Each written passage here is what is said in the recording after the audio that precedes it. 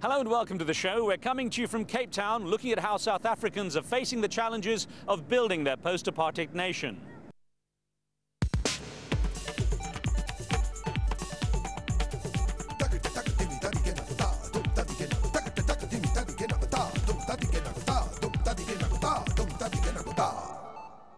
Hello and welcome. A remarkable event following the collapse of apartheid in South Africa was the effort to achieve truth and reconciliation. It was meant to lay the foundation to build a multiracial, multicultural society free of the injustice of racism. But how effective was it? What challenges have South Africans faced in trying to tackle the legacy of discrimination, poverty and unemployment? Where has it left the infrastructure, healthcare and education system? Well, 13 years after ending white minority rule in South Africa, this country is dealing with climbing crime rates and one of the highest rates of HIV infection in the world. On today's show, how is South Africa finding its way forward and how will it include all of the people of the Rainbow Nation? Joining me now is the Mayor of Cape Town and leader of the Democratic Alliance Party, Helen Zille. Also joining our discussion is Zaki Ahmed, the South African AIDS activist, very well known here. He was also a prominent activist in the anti-apartheid struggle. Great to have you both here. Great to be here, Riz. Thanks. It's a pleasure. Mayor, if I could start with asking you, if you look at the 13 or so years since the election, since South Africa had its first multiracial elections, has it come as far as you would have expected? Well, frankly, we've come much further than I would have expected. South Africa really bucked the logic of its own history. Everyone expected us to end in a race war. Everyone expected us to end in a conflagration. If you'd asked me even 15 years ago whether I thought things would go this well, I would have said no. None of us thought that. And in a sense, we've achieved things beyond any of our expectations. There's a long way to go. Some things are still very bad in South Africa for very many people. But having come as far as we have, there's no reason why we can't go the rest of the way. Zaki, you were nodding. Would you agree that it's really taken that kind of progress? Well, it's phenomenal. If you're a black person in South Africa today, the fact that you can go to school anywhere, the fact that you can walk down the street without being arrested for past laws and so on. It's phenomenal change in the dignity and feeling of equality, even though substantive equality is still a way off for many people. And I agree with Helen, who's doing a good job as a mayor here in Cape Town. I agree with her that it's a fantastic time to be alive in South Africa, despite the enormous challenges and great difficulties we face as a country. What do you feel is the biggest challenge, Zaki? Well, I think that there are 3 or 4 challenges, I would say.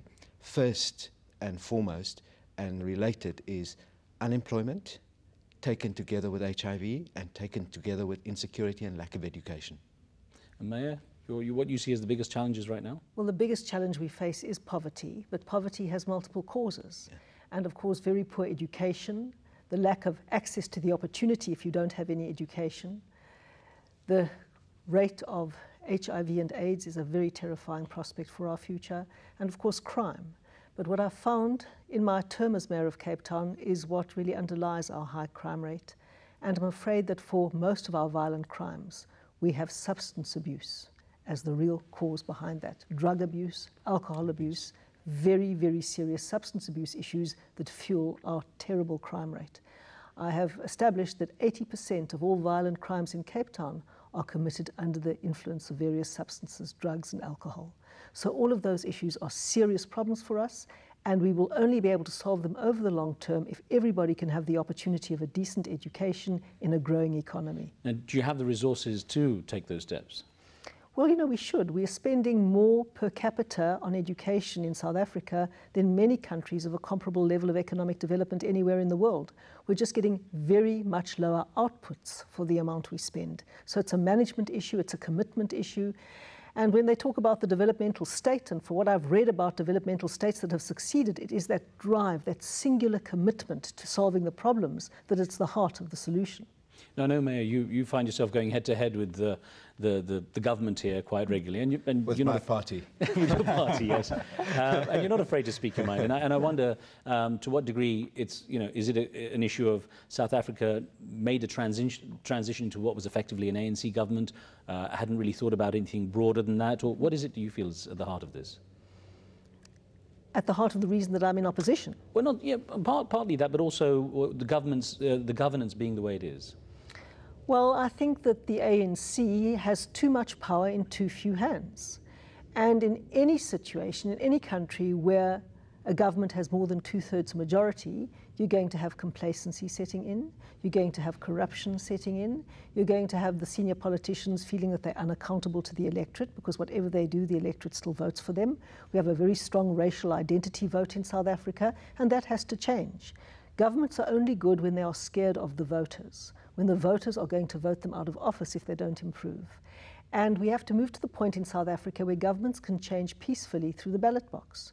I was just as much of an activist, I think, under apartheid as Zaki was. Yeah. But in 1994, I decided that the real challenge in South Africa was to build an opposition, to put checks and balances on too much power in too few hands.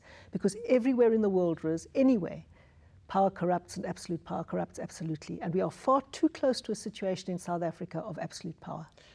I think the problem with representative democracy everywhere is it doesn't matter which government is in power.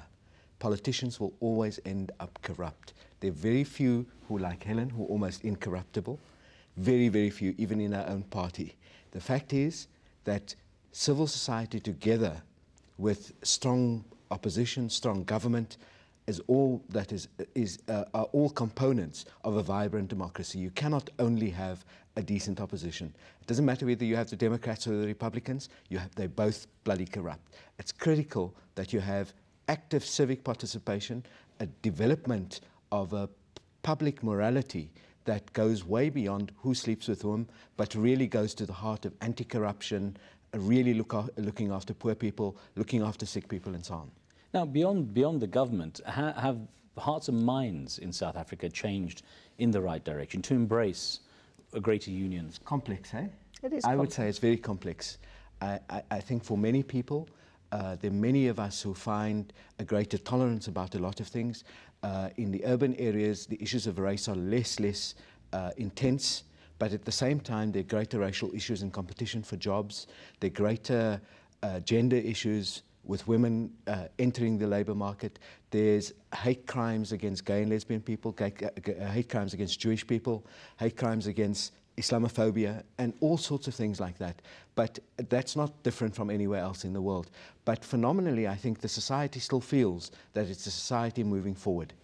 Now, Mayor, to what extent is black economic empowerment, which is very much a sort of phrase, the BE, to some degree driving a wedge between the communities because there's a feeling of maybe too much change too soon?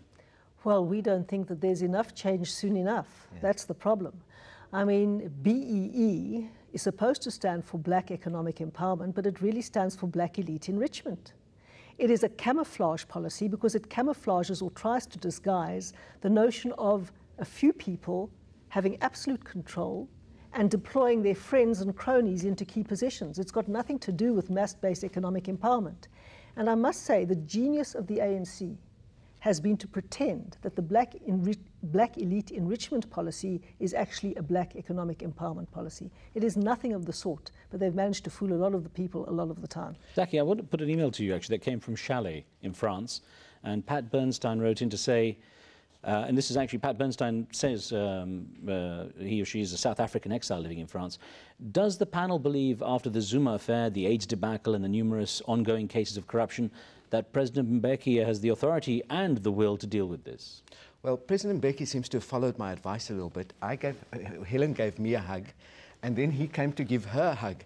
But he hasn't given me a hug yet, you see. So the sad thing is, I think President Mbeki is authoritarian. I think he lacks courage about his own stand on HIV. He either lacks the courage to admit that he's a denialist, or he lacks the courage to say he's made a mistake. In a leader who faces 900 deaths a day and 1,000 new infections a day, that is totally unacceptable. He's the leader of my party, but I'm totally ashamed that he's my leader. On the other hand, I think he has a vision for our continent, which is a remarkable vision, but one which has made, unfortunately, a compact with the old corrupt leaders in Africa, from the Swazi King to Libya's Colonel Muammar Gaddafi. He's undermined democracy at that level. He, in our own party, the party that led the struggle for democracy, and we must never forget liberals, people like the Black Sash and so on, who contributed. But the biggest difficulty, this party that has brought democracy to South Africa, is actually the most intolerant, Stalinist party, and he's the head of that party, and it's regrettable that we're destroying our own party in that way. Now, Mayor, is there any sort of new wave of fresh leadership? I know Zaki's been very complimentary about your integrity, but is there a new wave of leadership out there that could fulfill the requirements of this country? Well, while we are being mutually complimentary, I just want to say that Zaki has been a beacon of integrity and moral courage in South Africa. And that is where much of the new beacons of leadership are coming from civil society, from people who stand up on specific issues, as Zaki has done around HIV and AIDS in the Treatment Action Campaign. And I think that that has been a moral beacon for all of us, and certainly has provided a lot of guidance to my party and the formulation of our policies on these issues. We haven't always been right, but we have been very keen to interact with civil society and to work with civil society. I think the new generation of leaders will come from many places. I fear that Zaki might well be in a position to bemoan the person who takes over from Thabo Mbeki in the ANC even more than he does the current leadership. I hope that isn't the case, but it may well be. The fact of the matter is that we are in a period in South Africa where there's a lot of disillusionment with politics, and I'm looking very much and with great hope to people coming into politics, not only relying on civil society to be the beacon of hope and the beacon of the new leadership, but to come into politics, which is a very unstable and very insecure profession, because you're in one day and out the other. But we need those people because you can't get anything right unless the political framework works in a society. Mayor, I'd like to put to you a question we got by email from France, from Paris, and Bruno Drusky wrote in saying, don't you think South Africa has changed from a racially unequal society to a class society with powerful whites and blacks and poor blacks and sometimes whites? Yes, that is true. We are becoming a more class-based society. There's no doubt about that. But I think class is a phenomenon in most societies in the world, unless you have the dictatorship of the proletariat, which is far worse, which really amounts to a Stalinist society.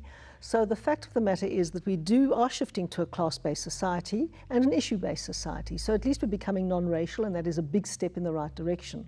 What worries me is the huge divergences between those classes, the extraordinary wealth on the one hand and the absolute grinding poverty on the other. And to find ways in an international marketplace where people and skills can leave South Africa and often have to be paid a lot to stay in very complex situations, and then people with no skills, no access, no opportunities. And the job of the state, in my view, is to make sure that everyone has a decent opportunity through healthcare, through education, through basic services, through all of those things. And that is what my party believes is the key role of the state. Well, Zaki, of course, South Africa has to stay competitive. It's becoming a much more expensive and much more a difficult place to build from scratch, if you like, because the prices are going up, especially in big cities and so on. If the effort isn't put in to try and keep South Africa competitive, dealing with HIV/AIDS, for example, where does it take the country a decade from now? Well, there are two questions relating to competitivity. Let's first talk about HIV/AIDS. I think HIV/AIDS is going to have an enormous impact on, well, of course, our society is not going to collapse, but essentially its impact is going to be on human capital within the state service, particularly teachers, nurses, policemen, cleaners in hospitals. It's also going to have a huge impact within society among women rearing children, because that's where most of the deaths are occurring. And so the transfer of values, the transmission belt of raising and bringing up a family, all that will collapse within society. And so if we don't have the good leadership to deal like Europe did after World War II with its orphans and so on, we're going to have a serious situation developing in that country around that. The second area of competitivity is Africa.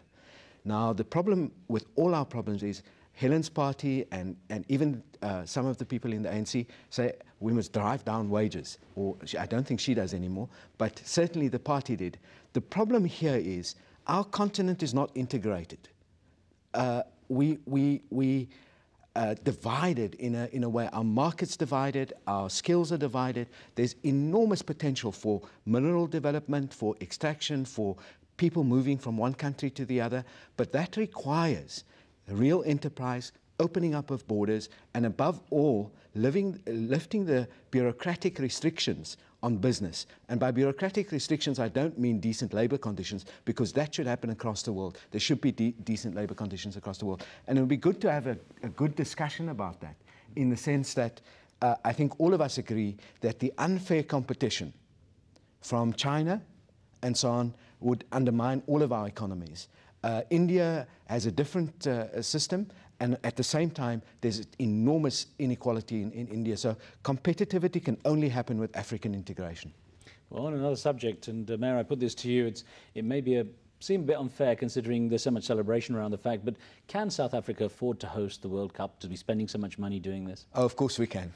But you see, that debate's been had. I mean, you know, I often compare it to having a baby. When you're a woman and you have a baby and you've got it in your arms, you don't debate the fact of whether you should have had it or not. It is there and you get on with raising it.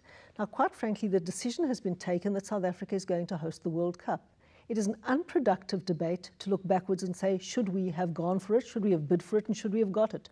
We have got it now, and we might as well make a success of it. Well, Mayor, thank you on that note, and Zaki here as well. Thank you very much. I do hope we get a chance to speak with you both again. It's a pleasure to be here. Thank you very much, Riz. It's been great to be with you. Thank you. And thank you for joining us these past 2 weeks as we broadcast from Asia and South Africa. Be sure to tune in next week when our show returns to Washington, D.C. My good friend, South African Anand Naidu, will be filling in for me while I'm on leave. We'll see you next time. Street Talk's coming up next.